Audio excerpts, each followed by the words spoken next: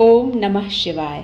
स्वागत है आप सभी का आपके अपने YouTube चैनल उपासना की उपासना में। वट अमावस्या की आप सभी को हार्दिक शुभकामनाएं। अखंड सौभाग्य प्रदान करने वाला यह व्रत ज्येष्ठ मास के कृष्ण पक्ष की अमावस्या तिथि को किया जाता है। इस बार यह 19 मई 2023 को मनाया जाएगा। इस दिन शुक्रवार है और शुक्रवार के दिन वट सावित्री का व्रत करने से अखंड सौभाग्य प्राप्त होता है, धन धान्य में वृद्धि होती है, पुत्र पौत्र आदि में वृद्धि होती है। जिस तरह सावित्री ने अपने पति सत्यवान को यमराज से बचा लिया था, उसी प्रकार से इस व्रत को करने वाली महिला अपने पति पर आने वाले हर संकट को दूर कर देती है। सावित्री ने वट वृक्ष के नीचे ही अपने मृत पति सत्यवान को यमराज से वापस लिया था। यह ऐसा वृक्ष है जिसे तीनों देवों ब्रह्मा, विष्णु और महेश यानी भोलेनाथ का रूप माना जाता है। वट वृक्ष यानी बरगद के पेड़ की पूरे भारत में पूजा की जाती है, जिसमें तीनों देवता प्रसन्न होते हैं और सभी मनोकामनाएं पूरी होती हैं। वट वृक्ष की पूजा करने वाली महिलाओं का सुहाग अजर अमर रहता है और उन्हें संतान सुख प्राप्त होता है। वट वृक्ष की शाखाओं और लटों को देवी सावित्री का रूप माना जाता है। जानिए ज्येष्ठ मास की अमावस्या का शुभ मुहूर्त, कथा, पूजा विधि और इस व्रत का क्या महत्व होता है। यह संपूर्ण जानकारी आपको वीडियो में दे रही हूँ। वीडियो पसंद आता है तो आप इसे लाइक करें, शेयर करें और सब्सक्राइब करना बिल्कुल ना भूलें। वट सावित्री व्रत के साथ साथ शनि जयंती भी मनाई जाती है। शनि ग्रह से संबंधित परेशानियों से मुक्ति के लिए इस दिन शनि से संबंधित अनेकों उपाय किए जाते हैं। शनि ग्रह को प्रबल करने के लिए शनिदेव की पूजा की जाती है। ज्येष्ठ अमावस्या के दिन सर्वप्रथम महिलाएं प्रातःकाल उठकर स्नान आदि से निवृत्त होकर शुद्ध वस्त्र धारण करती हैं।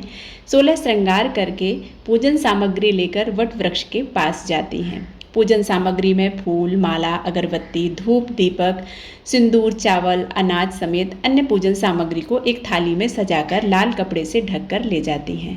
वट वृक्ष के नीचे जाकर वहां पर सफाई कर सभी सामग्री रख देती हैं और देवी माँ की पूजा करती हैं। सबसे पहले सत्यवान और सावित्री की मूर्ति स्थापित करते हैं, फिर धूप, दीप, रोली, सिंदूर से उनका पूजन करते हैं।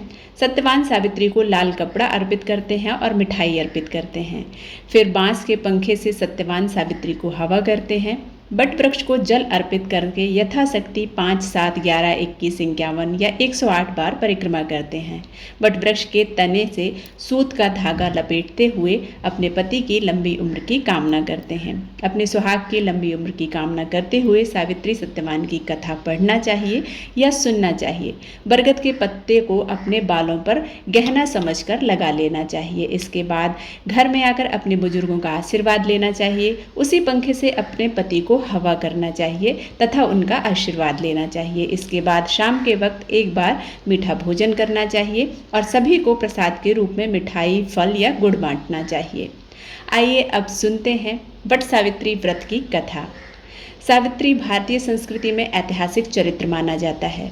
सावित्री का अर्थ वेद माता, गायत्री और सरस्वती से भी होता है। पौराणिक कथा के अनुसार भद्र देश के राजा अश्वपति की कोई संतान नहीं थी। उन्होंने संतान प्राप्ति के लिए 18 सालों तक यज्ञ और तप किया। इसके बाद माँ सावित्री देवी ने प्रकट होकर एक तेजस्वी कन्या के रूप में पुत्री होने का वरदान दिया। सावित्री देवी की कृपा से जन्म लेने से कन्या का नाम सावित्री रखा गया। बड़ी होने पर कन्या सावित्री बेहद सुंदर और गुणों से संपन्न हुई। योग्य वर न मिलने की वजह से सावित्री के पिता दुखी थे। उन्होंने कन्या को स्वयं वर तलाशने भेजा। सावित्री तपोवन में भटकने लगी। वहां साल्व देश के राजा धुमत्त सेन रहते थे। क्योंकि उनका राज्य किसी ने छीन लिया था, सावित्री ने उनके पुत्र सत्यवान को देखकर पति के रूप में उनका वरण किया। सत्यवान गुणवान तथा धर्मात्मा अवश्य थे, लेकिन उनके भाग्य में विवाह के 1 वर्ष बाद उनकी मृत्यु लिखी थी। ऐसा जानकर नारद मुनि ने सावित्री के पिता राजा अश्वपति से मिलकर सत्यवान से विवाह न करने की सलाह दी, परंतु सावित्री ने सत्यवान से ही विवाह किया। उधर धीरे धीरे 1 वर्ष व्यतीत होने लगा और सावित्री को चिंता सताने लगी कि पति की मृत्यु का समय निकट आ रहा है। इसलिए सावित्री ने 3 दिन पूर्व ही व्रत रखना प्रारंभ कर दिया। नारद जी के कहे अनुसार वह दिन भी आ गया। रोज की भांति सत्यवान उस दिन भी लकड़ी काटने के लिए जंगल में चला गया। तब सावित्री भी सास ससुर की आज्ञा से अपने पति के साथ जंगल में जाने को तैयार हो गई। सत्यवान लकड़ी काटने के लिए जैसे ही पेड़ पर चढ़ा तो उसके सिर में भयानक पीड़ा होने लगी। वह व्याकुल होकर वृक्ष से नीचे उतर आया। सावित्री को समझ में आ गया कि अब वक्त नहीं बचा है। वट वृक्ष के नीचे उसने अपनी गोद में अपने पति का सर रखकर उसे लिटा लिया। उसी समय दक्षिण दिशा से यमराज आए और सत्यवान के प्राण लेकर जाने लगे। तब सावित्री भी उनके पीछे पीछे चल पड़ी। पहले तो यमराज ने उसे दैवी विधान समझाया, लेकिन फिर उसकी पति निष्ठा देखकर उन्होंने वर मांगने को कहा। सावित्री ने कहा, मेरे सास ससुर वनवासी तथा नेत्र ज्योति विहीन हैं, आप दिव्य ज्योति प्रदान करें उन्हें। यमराज ने कहा, ऐसा ही होगा, अब तुम लौट जाओ। यमराज की बात सुनकर सावित्री ने कहा, धर्मराज, मुझे अपने पति के पीछे पीछे चलने में कोई परेशानी नहीं है। पति के पीछे चलना मेरा कर्तव्य है। यह सुनकर उन्होंने उसे एक वर और मांगने को कहा। सावित्री बोली, मेरे ससुर का राज्य छिन गया है, उन्हें वे पुनः प्राप्त कर सकें। धर्मराज ने उसे तथास्तु कहकर लौट जाने को कहा, किंतु वह फिर भी नहीं मानी। यमराज सावित्री की मंशा जान गए और बोले कि अब पति के प्राणों के अलावा जो भी मांगना है मांग लो। इस बार सावित्री ने अपने को सत्यवान के 100 पुत्रों की माता बनने का वरदान मांगा। तथास्तु कहकर यमराज पुनः आगे बढ़ने लगे।